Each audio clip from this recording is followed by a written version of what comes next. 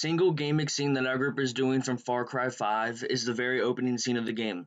You, as the main playable character, are flying in a helicopter to arrest this cult leader named Joseph Seed.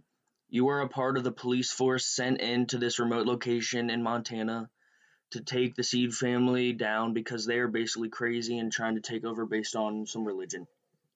You land at the church where Joseph Seed is and enter. This is where the game gives us our very first rupture point in the game. You get a prompt where you could either handcuff Joseph Seed and take him away, or you could refuse to handcuff him and your team leaves and the game ends. This is a pretty major rupture point because the game can either end just after 5 minutes of playing, or the game can go on as expected and you play the whole campaign. In this rupture point, the game already brings in the values and morality and decision making. You get to make a choice to either arrest Joseph Seed because what he is doing is clearly wrong with this cult, or you can leave him and his family alone after hearing his threats and pleas. Now we can move on to the game as a whole. The values all throughout the game are morality, exploration, decision-making, problem-solving, and trial and error. The whole game is free roam, so exploration is really the biggest part of the game. They want the player to be able to load up the game and just run around, doing whatever they want.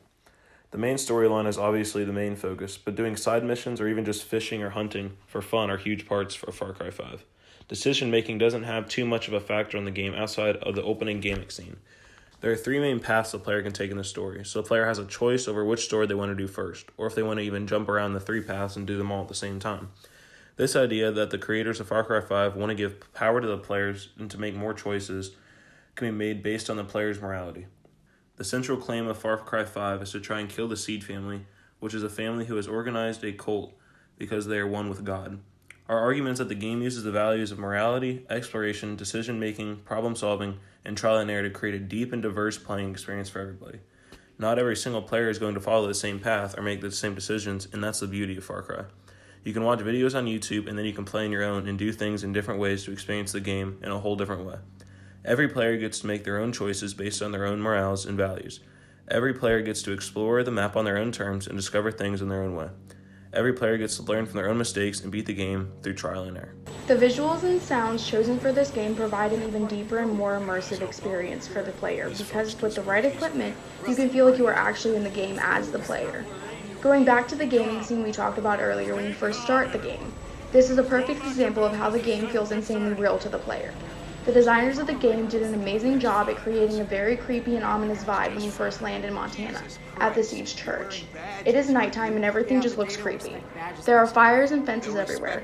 The cult members are wearing scary outfits and all have guns and weapons. And you can feel nervous as the player even though you aren't actually in the game, and in front of these people. The game does a good job at making the player feel trapped and endangered. The designers of the game also did an amazing job using music in the scene, and the right sounds to add to this creepy and ominous vibe. You can hear dogs barking and cult members saying threatening things as you walk up to the church to confront Joseph Seed. You can also hear people from the inside of the church all humming a religious-sounding tune, and it even adds more to the ominous vibe the game is creating. So these visuals and sounds being used in the game are helping create an immersive experience for the player. As a player, you feel like the decisions you are making are actually life and death. For the heuristics, we can start with how the playing experience was for us. The game was very fun because it gave so many freedoms to the player. You could beat the story at any pace you wanted, so if you wanted to just run around and mess around throughout the game, you could do that. Open world games like Far Cry 5 are always fun because the player can basically do whatever they want. Since this game has been out for about a year, we had already played it before. With that being said, many of us had also already beaten the game, so when we went back to play for this project, we just focused on the open gamic scene and rupture point. The point in the game where we had to use complex strategizing and thinking was when we played this one mission where you fly a plane after Joseph Seed's younger brother and you try to kill him. The mission was pretty difficult because the plane was really hard to maneuver, so we had to actually think and come up with a game plan to be able to beat the mission. One particular event in the game that made us feel emotional was about halfway through. As a player, you are with a group of people that you become close with. At certain points in the game, you get hit with some kind of drug, and you do this crazy maze thing. At the end of the maze, you usually see a mirage of Joseph Seed, and you have to shoot him to end the drug trip. You do this maze multiple times throughout the game, And at the end, or the last maze, when you shoot the Mirage of Joseph Seed, you go back to normal and see that you actually shot one of the main allies you had in the game. This was emotional because as a player, you realize that the Seed family kept drugging you and having you learn this maze just so they could turn you against your own friends, and that way you could kill one of them. Some of the choices that the game allows us to make are choosing which Seed sibling to kill first. There are 3 main paths in the story that lead to a sibling, so you can choose which to do first. These choices affect the game by giving each player their own unique playing experience.